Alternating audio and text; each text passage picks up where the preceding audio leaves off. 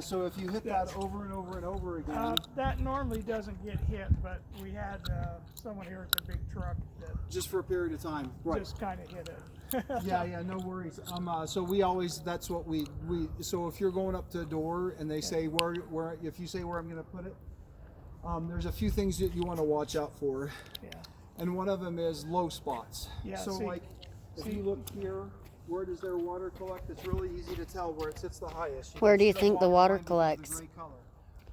You always want to try to get your numbers to sit above that gray color. See that right gray there, line? Because otherwise they just get yucky, nasty, dirty almost instantaneously. And so normally you're not going to bother to put a background on. You're not going to do what I'm doing right now.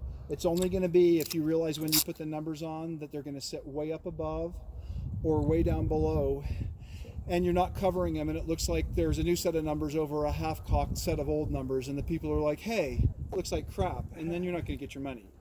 And nobody likes to work and not get their money. So this is super simple to do right here. And the wind's blowing this way, so what I'm going to do is I'm going to put that on the end like that to kind of stop that wind right there. And this sprays a fan. And so when I do it, it's designed to go into a striping machine that stripes 4-inch wide. And so I just want to make sure that nozzle is basically clear. And then I'm just going to do it doesn't have to be a heavy coat. As a matter of fact, it's better if it's just a light little, and that's it. Now I can go right back over that immediately with the numbers. especially if the wind blows. Yeah. Yeah, it's easy. Just all you have to do is take a piece of tape and put a little blocker up there. Okay. And nobody truly at the bottom of this, like there's overspray right there, that immediately comes off as a dirt. So even if there's overspray on the bottom, it comes off really easily. Where it doesn't come off easily is on the top. And then the stuff on the sides, people never complain or worry about that either. It's not a big deal. It's when it's kind of Just everywhere. just everywhere. And so the reason that you want to clear the nozzle is because if paint dries in it, instead of spraying that nice wide fan, it starts spraying a narrow, and then you can't control the amount of paint that you get on it. Okay.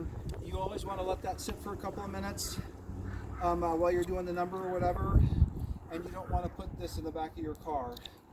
The adhesive that we use has perchloroethylene in it. Okay. Non-toxic.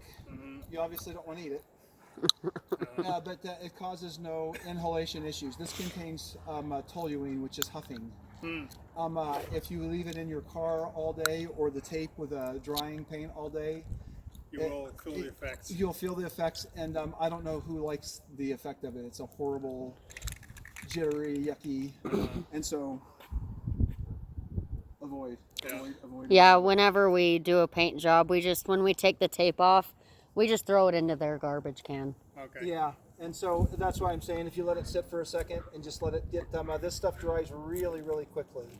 And so if you let it sit for a second even, and nobody's going to come out, you look at that and go, oh, that might not be perfect, this and that. One, I'm going to put numbers over it, and two, when we go out and we do the system that we're doing, maybe 1 in 10 people come out and actually look at the number. Most people simply don't care. It's a $20 product, and if you rip them off, you got them. You know what I'm saying? It's not but every now and then you get somebody comes out and goes, right here at this, and then over here on this, and then